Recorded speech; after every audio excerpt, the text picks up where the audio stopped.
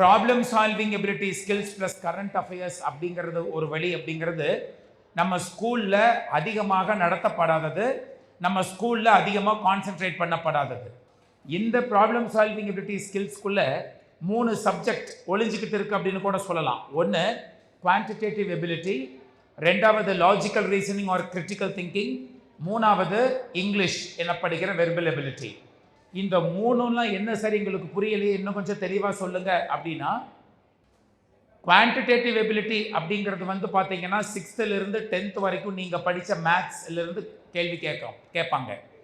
Logical reasoning or critical thinking அப்படின்னா உங்களுக்கு ஒரு சுச்சுவேஷனை கொடுத்தா இம்மிடியட்டாக அதை திங்க் பண்ணி ஆன்சர் போடக்கூடிய திறமை இருக்குதான்னு செக் பண்ணுவாங்க.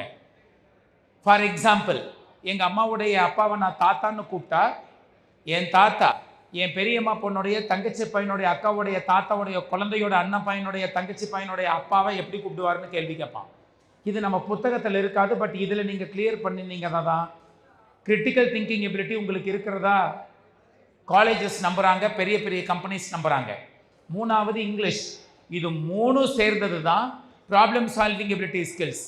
இந்த ப்ராப்ளம் சால்விங் எபிலிட்டி ஸ்கில்ஸை பொறுத்த வரைக்கும் பார்த்தீங்கன்னா எல்லாத்துக்கும் தெரிஞ்சது இன்ஜினியரிங் படிக்கலாம், ஃபிசிக்ஸ் கெமிஸ்ட்ரி மேத்ஸ் வச்சுருந்தா, ஃபிசிக்ஸ் கெமிஸ்ட்ரி பயாலஜி வச்சுருந்தா மெடிசின் லைனில் போகலாம்.